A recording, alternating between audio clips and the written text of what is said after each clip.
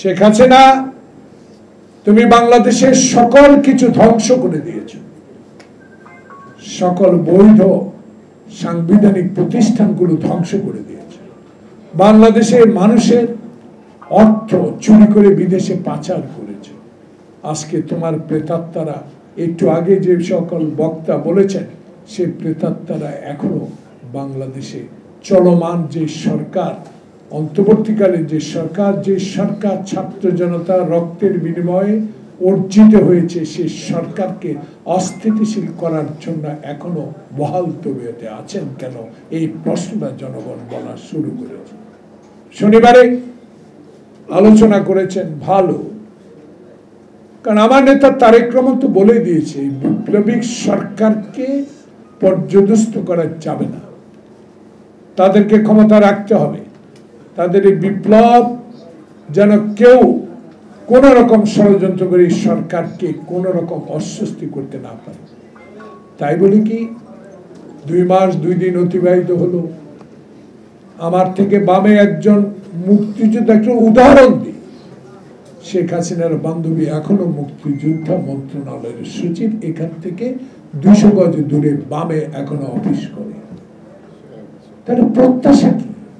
প্রত্যাশা আপনার কাছে অনেক, সেই প্রত্যাশা পূরণের সময় যৌক্তিক বলেছে আমার নেতা মির্জা ফখরুল ইসলাম আলমগীর।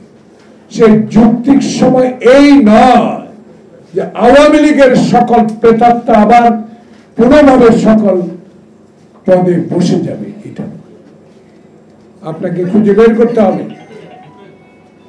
খুঁজে বের করা প্রয়োজন। কারণ একটি, হাসিনা কিন্তু খুব দূরে না, খুব কাছে। তার কথাবার্তা ইদানিং আরেকটা রেকর্ড আমরা সামাজিক যোগাযোগের মাধ্যমে দেখতে পেয়েছি। এইসব কথাবার্তা মনে হচ্ছে যে হাসিনা এখনো বাংলাদেশের ক্ষমতায় আসার জন্য আরেকটি ষড়যন্ত্র শুরু করেছে। তাই এখানে বক্তাদের কথার সাথে জনগণের কথা এক, আওয়ামী লীগকে নিষিদ্ধ করতেই হবে। আওয়ামী লীগ আমার সদরি আলমকে ফেরত দেয় নাই, আওয়ামী লীগ আমার ইলিয়াস আলীকে এখনো ফেরত দেয় নাই।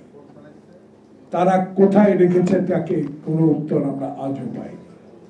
তাই এই সন্ত্রাসী দলকে বাংলাদেশে রাজনীতি করতে দিলে বাংলাদেশে আরো 20 বছর পিছিয়ে যাবে। তাই আমি মনে করি, জনগণ মনে করে, জনগণের প্রত্যাশা আপনার কাছে।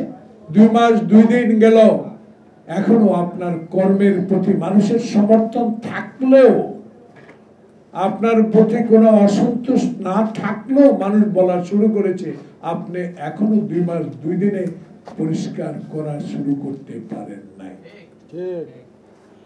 তাই আজকে আমরা এই কথা বলেই আমরা বলবো সবসময় যে আমার নেতা তারেক রহমান বলেছে বাংলাদেশে প্রথম দরকার নির্বাচন কমিশনকে সংস্কার করা। কারণ জনপ্রতিনিধি ছাড়া জনগণের সকল ক্ষমতা, জনগণের যে নির্বাচিত সরকার, সেই সরকারের ক্ষমতা বলেই অন্যান্য সংস্কারগুলো করা হোক, এটাই জনগণের দ্বারা।